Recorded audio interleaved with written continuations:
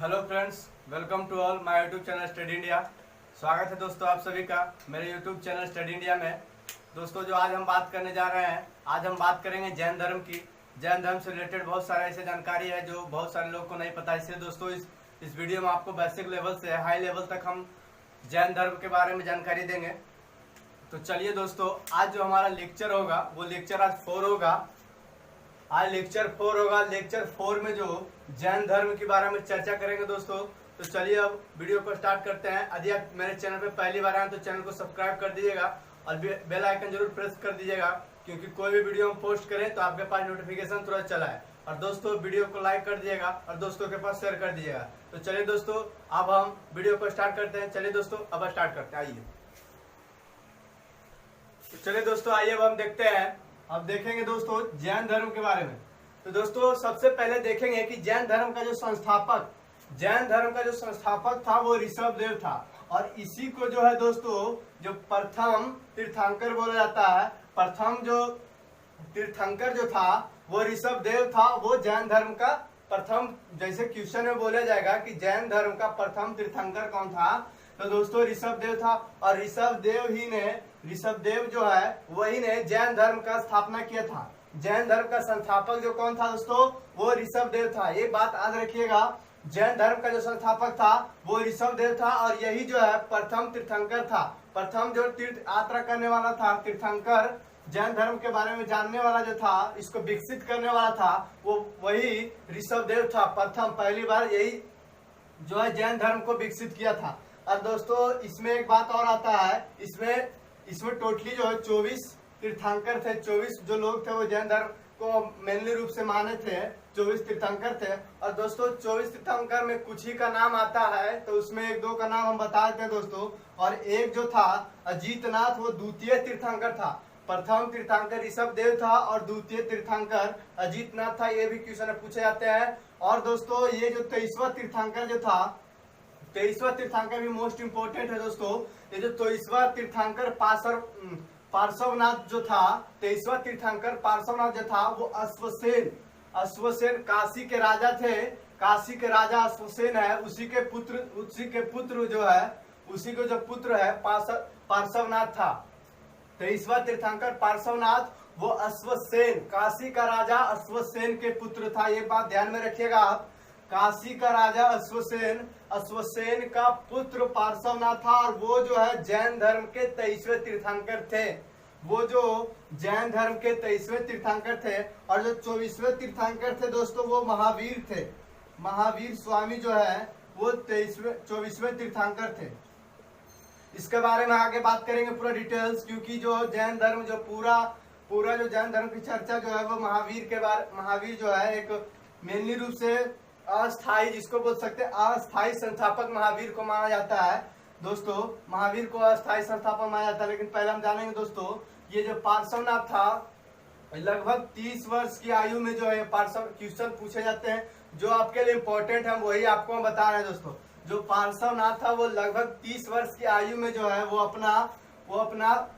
वो जो है संन्यास लिया था। 30 वर्ष की आयु में अपना गृह त्याग किया था, जैसे बोल सकते हैं दोस्तों। और इन जो पार्श्व ने जो शिक्षा दिया था, वो शिक्षा यही दिया था कि सदा सत्य बोलना है और चोरी नहीं करना है। सदा सत्य बोलना है, चोरी नहीं करना और झूठ नहीं बोलना। ये हमारा पार्श्वनाथ। और हमेशा अहिंसा नहीं करना, हिंसा नहीं करना है। पार्श्वनाथ से जो हमको शिक्षा मिला था वो था कि हिंसा नहीं करना है, और दोस्तों चोरी नहीं करना है और झूठ नहीं बोलना। ये हमारा पार्श्वनाथ से। और ये लगभग 30 वर्ष की आयु में जो है वो अपना गृह त्याग किए थे। 30 वर्ष की आयु में सन्यासी बने थे। और ये जो है काशी के राजा अश्वसेन के पुत्र है। काशी के राजा अश्वसेन के पुत्र 23वें तीर्थंकर जैन धर्म के पार्श्वनाथ, और वो अश्वसेन के पुत्र थे। और दोस्तों लगभग 300 वर्ष पूर्व जो मगध में, ये दोस्तों जैन धर्म 300 वर्ष पूर्व जो जैन धर्म में है, मगध में 300 वर्ष पूर्व 300 बीसी में जो है लगभग 300 बीसी में 12 वर्षों का जो है दोस्तों 300 बीसी में 12 वर्षों का जो बहुत बड़ा अकाल पड़ा था। और वहीं से दोस्तों दो संप्रदाय में जैन धर्म विभक्त हुआ था। 300 बीसी में, लगभग 300 बीसी के आसपास, उसमें 12 वर्ष का जो है वो अकाल पड़ा था। और 12 वर्ष का अकाल पड़ा था, उसमें जो भद्रबाहु नाम का एक गुरु थे, उनके जो शिष्य थे, भद्रबाहु नाम का जो गुरु है, और उनके शिष्य को बोला जाता है दोस्तों दिगंबर। उनके शिष्य को दिगंबर बोला जाता है। भद्रबाहु नामक एक गुरु थे, उनके शिष्य को दिगंबर बोला जाता है। भद्रबाहु नामक शिष्य जो है उनके गुरु, भद्रबाहु नामक एक गुरु थे, उनके जो शिष्य को दिगंबर बोला जाता है, मेन गुरु। ये टोटली दिगंबर के जो मेन गुरु थे वो भद्रबाहु थे। और एक श्वेतांबर जो था, श्वेतांबर, उसका जो गुरु था, उसका गुरु था स्थूलभद्र। उनका जो गुरु था स्थूलभद्र था दोस्तों। तो दोस्तों जब लगभग 300 बीसी में 12 वर्षों का जब अकाल पड़ा था मगध में 12 वर्षों का जब अकाल पड़ा था, तो जो ये भद्रबाहु जो थे गुरु, वो अपने शिष्य दिगंबर, सारे दिगंबर लोग को, अपने सारे शिष्य को जो मगध छोड़ करके, जब अकाल पड़ा था तो वो मगध छोड़ करके कर्नाटक चले गए थे। कहाँ चले गए थे? कर्नाटक। मगध छोड़ करके वो कर्नाटक चल गए थे। कहाँ चले गए थे दोस्तों? कर्नाटक। दोस्तों ये जो भद्रबाहु जो थे अपने शिष्यों के साथ जब 12 वर्षों का जब अकाल पड़ा था उस टाइम मगध में, तो वो अपने शिष्यों के साथ कर्नाटक चला गया। और दोस्तों और ये जो स्थूलभद्र था वो मगध में ही रह गया। जो श्वेतांबर के जो गुरु थे स्थूलभद्र, वे श्वेतांबर के जो गुरु स्थूलभद्र थे वो मगध में ही रह गए थे। और ये जो भद्रबाहु जो है वो मगध छोड़ करके जब अकाल पड़ा तो वो मगध छोड़ करके कर्नाटक चले गए थे। और दोस्तों जब ये भद्रबाहु अकाल जब खत्म हो गया, जब वो मगध आया, तो ये जो दोस्तों भद्रबाहु और ये स्थूल थे, ये दोनों गुरु थे, ये दिगंबर के और ये श्वेतांबर के। तो ये दोनों के जो गुरु थे, तो ये दोनों में जो जब ये भद्रबाहु कर्नाटक से वापस मगध आ गया 12 वर्षों बाद, तो दोस्तों ये जो स्थूलभद्र और श्वेतांबर, इसका जो शिष्य, और ये दोनों में जो है मतभेद होने लगा, बहुत बड़े मतभेद होने लगा। और जब मतभेद होने लगा तो जैन धर्म वहीं से दो संप्रदाय में बट गया। जैन धर्म वहीं से दो संप्रदाय में बट गया। जब दोस्तों ये वापस मगध जब वापस आया, तो ये दोनों में खूब बहुत झंझट होने लगा और बहुत जो है ऐसी घटनाएं होने लगे। दोनों में आपसी मिलाप जो पहले था वो खत्म हो गया, यानी दोनों जो अपना अलग अलग एक प्रकार से बोल सकते बंटवारा हो गया।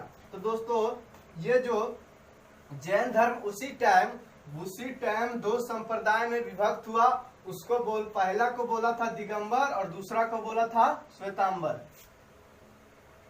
पहला जो था दिगंबर और दूसरा था श्वेतांबर। ये था दोस्तों दो जो संप्रदाय था वो दो संप्रदाय में विभक्त हो गया था। और ये दोस्तों एक मोस्ट इम्पोर्टेंट बात ये है कि जो दिगंबर का जो गुरु था, ये बात याद रखिएगा, दिगंबर का गुरु जो था वो भद्रबाहु था और श्वेतांबर का जो गुरु था वो स्थूलभद्र था। श्वेतांबर का गुरु स्थूलभद्र और दिगंबर का गुरु भद्रबाहु। और दोस्तों जो दिगंबर था, तो दोस्तों हम जानेंगे कैसे कि दिगंबर कौन था, श्वेतांबर कौन था। तो दोस्तों जो दिगंबर था, दिगंबर जो है वो यानी कि वस्त्र ग्रहण करता था। दिगंबर जो है वस्त्र ग्रहण करता था, लेकिन श्वेतांबर के लोग जो है वो वस्त्र ग्रहण नहीं करते थे। इसी से हम पहचान करेंगे दिगंबर और श्वेतांबर के। और ये दोस्तों दो संप्रदाय में विभक्त हुआ 300 बीसी के आसपास में, यानी 300 बीसी और उसके बाद 12 वर्ष बाद ये दो संप्रदाय में विभक्त हुआ। और दिगंबर और श्वेतांबर, दोस्तों ये बहुत इंपॉर्टेंट क्वेश्चन बहुत बार पूछे जाता है दिगंबर और श्वेतांबर के बारे में। तो ये दोस्तों हमारे दिगंबर के जो गुरु थे वो भद्रबाहु थे और श्वेतांबर के जो गुरु थे वो थे स्थूलभद्र। ये बात ध्यान में रखिएगा आप दोस्तों। और उसके बाद जब हम जानेंगे, उसके बाद हम आते हैं, इसके बाद हम देखेंगे कि ये हमारे जो 24वें तीर्थंकर थे, इसकी तो बात हम खत्म करते हैं। अब जो 24वें तीर्थंकर महावीर थे, 24वें तीर्थंकर जो महावीर थे, महावीर स्वामी जो थे, इसके बारे में कुछ जान लेते हैं। तो दोस्तों ये जो महावीर स्वामी जो 24वें तीर्थंकर थे, और इन्हीं को अस्थायी रूप से समझिए कि संस्थापक माना जाता है, लेकिन मेनली संस्थापक जो थे वो ऋषभ देव थे। तो दोस्तों ये भी लगभग 30 वर्ष के उम्र में जो है अपने सारे फैमिली के सहयोग, सारे फैमिली के मत से, यानी कि उनसे पूछ करके जो है वो अपना संन्यास लिए थे, महावीर स्वामी जो थे। और इनका जो जन्म हुआ था 540 बीसी में हुआ था। इनका जन्म 540 बीसी में हुआ था, ये बात याद रखिएगा। 540 बीसी में महावीर का जन्म हुआ था। एक मिनट दोस्तों। और दोस्तों इनका जो जन्म हुआ था, इनका जो जन्म 540 बीसी में हुआ था, और जन्म जो है वो कुंडग्राम वैशाली में हुआ था। कहाँ हुआ था? कुंडग्राम वैशाली।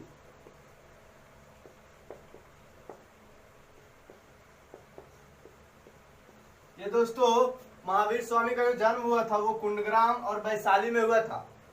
दोस्तों इनका जो पिता का नाम था, इनका पिता का नाम सिद्धार्थ था।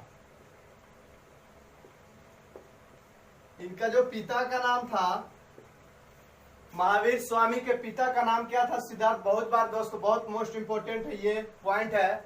महावीर के जो पिता थे वो सिद्धार्थ थे, और ये भी एक राजा थे। और इनकी जो माता थी, इनकी माता जो थी वो त्रिशला।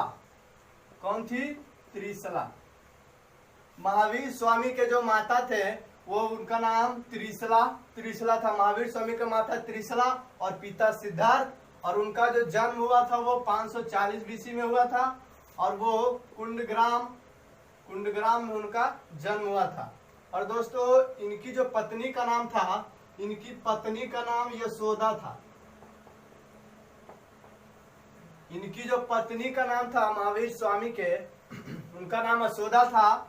और इनके जो पत्नी का नाम यशोदा था, इनकी पत्नी का नाम यशोदा था। और इनका जन्म जो है 540 ईस्वी में हुआ था, और कुंडग्राम वैशाली में। और दोस्तों ये जो लगभग 30 वर्ष की आयु में अपना गृह त्याग किए थे, यानी सन्यासी जो बने थे, वो 30 वर्ष की आयु में बने थे। और ये आप ध्यान में रखिएगा, ये जो महावीर स्वामी थे, महावीर स्वामी के जो पिता का नाम था वो सिद्धार्थ था, और माता का नाम त्रिशला था। एक बात जरूर ध्यान में रखिएगा, माता का नाम त्रिशला था और पिता का नाम जो है, माता का नाम त्रिशला और पिता का नाम सिद्धार्थ। और दोस्तों इनका जो बचपन का नाम था, बचपन का नाम था वर्धमान। बचपन का नाम था वर्धमान, ये उनकी बचपन का नाम था। ये सब दोस्तों बहुत मोस्ट इम्पोर्टेंट पॉइंट है, ये सब ध्यान में रखिएगा। इसको आप नोट्स कीजिए, पहले आप वीडियो को पॉज करके सबको नोट्स कीजिए। हम डायरेक्टली बता रहे हैं, लेकिन आप अपना फेयर में, अपने लैंग्वेज में, अपने भाषा में लिखिएगा तो ज्यादा याद रहेगा। इसलिए दोस्तों महावीर स्वामी के जो बचपन का नाम था, महावीर स्वामी के बचपन का नाम क्या था? वर्धमान था। महावीर स्वामी के बचपन का नाम क्या था? वर्धमान था। और इनकी जो बेटी थी, यानी पुत्री था, इनकी पुत्री का जो नाम था, यहाँ देखिएगा दोस्तों, पुत्री का जो नाम था, पुत्री का नाम अनुज्या था, और एक था प्रियदर्शनी।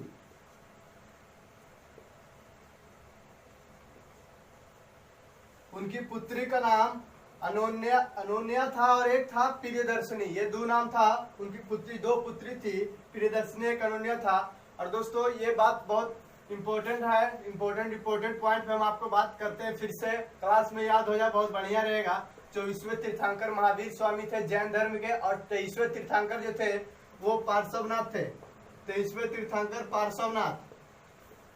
और ये इनके जो पिता थे वो काशी के राजा थे, इनके पिता काशी के राजा थे। और दोस्तों फिर देखेंगे महावीर स्वामी का जो जन्म था वो 540 ईस्वी में हुआ था, और ये लगभग 30 वर्ष की आयु में जो अपना गृह त्याग किए थे। उस टाइम दोस्तों महावीर स्वामी के माता पिता दोनों की मृत्यु हो चुकी थी। जिस टाइम ये अपना संन्यास लिए थे उस टाइम महावीर के माता पिता दोनों की मृत्यु हो चुकी थी। और दोस्तों उस टाइम जब मृत्यु हो गया था, उसका जो बड़े भाई थे उसका बड़े भाई जो थे, उनके बड़े भाई नंदीवर्धन जो थे, इनके बड़े भाई थे, इन्हीं के अनुमति से इन्होंने अपना संन्यास लिया था। ये हमारा नंदीवर्धन का भाई था। चलिए दोस्तों आगे फिर बात करते हैं हम इसके बारे में। इसको आप पहले नोट्स कर लीजिएगा। महावीर स्वामी जो थे, इनका जो फिर दोस्तों करीब लगभग 72 वर्ष की आयु में इनकी मृत्यु हो गया था। 72 वर्ष की आयु में इनकी मृत्यु हुआ था, वो 468 बीसी में हुआ था। जन्म दोस्तों याद रखिएगा 540 बीसी और मृत्यु 468 बीसी। लगभग ये 72 वर्ष की आयु में इनकी मृत्यु हो गया था। और इनकी मृत्यु जो हुई वो राजगीर, पावापुरी राजगीर, इनकी जो मृत्यु वो पावापुरी राजगीर में हुआ। दोस्तों आप लोग अभी देखिएगा, पावापुरी घूमिएगा तो वहाँ पे महावीर जी का ही स्थल है, धार्मिक स्थल है। उनकी जो मृत्यु राजगीर पावापुरी में, ध्यान रखिएगा, 468 बीसी में हुआ था। उनकी मृत्यु जो है राजगीर पावापुरी में 468 बीसी। दोस्तों जो जैन धर्म में तीन गो जो है त्रिरत्न थे, जैन धर्म के 3 गो त्रिरत्न है, एक सम्यक दर्शन और एक सम्यक ज्ञान और एक सम्यक आचरण। ये दोस्तों बहुत इंपॉर्टेंट, मोस्ट इंपोर्टेंट बात है। इनका जो त्रिरत्न जो है, ज्ञान धर्म के जो त्रिरत्न है, वो सम्यक दर्शन है, एक सम्यक ज्ञान है और एक सम्यक आचरण है। और दोस्तों जैन धर्म अपनाने वाले कुछ वैसे राजा ले लेते हैं जो काफी इंपॉर्टेंट है, चंद्रगुप्त मौर्य और एक जो है चंदेल शासक। ये दोस्तों ये काफी शक्तिशाली राजा थे, यानी काफी अच्छे शासक थे। वो शक्तिशाली राजा बोल सकते हैं। जो चंद्रगुप्त मौर्य एक चंदेल शासक थे, वो जैन धर्म को अपनाए थे। और दोस्तों जो जैन जितने भी तीर्थंकर की जीवनी है, जितने भी तीर्थंकर हैं, तीर्थंकर की जीवनी जो है, जैन धर्म में जितने तीर्थंकर, उनकी जीवनी को जो रचना किया था वो भद्रबाहु था। और वो जो रचना किया था उसका नाम है कल्पसूत्र। भद्रबाहु जी ने जो जीवनी, सारे जैन धर्म के तीर्थंकर की जो जीवनी लिखी थी वो कल्पसूत्र जो पुस्तक है, इसमें चर्चा किया गया सारे तीर्थंकर की जीवनी को। और दोस्तों जैन धर्म जो है ईश्वर की मान्यता नहीं थी। जैन धर्म के लोग जो है ईश्वर की मान्यता नहीं देते थे, वो अपनी आत्मा की मान्यता देते थे, वो आत्मा पर निर्भर करते थे। उनकी जो वो मान्यता जो था ईश्वर की जो है वहाँ मान्यता नहीं मिलती थी, वहाँ आत्मा का मान्यता मिलता था जैन धर्म में। दोस्तों ये हमारे जैन धर्म से रिलेटेड जानकारी था। ठीक है दोस्तों, आज के लिए इतना ही। मिलते हैं नेक्स्ट वीडियो में। जय हिंद।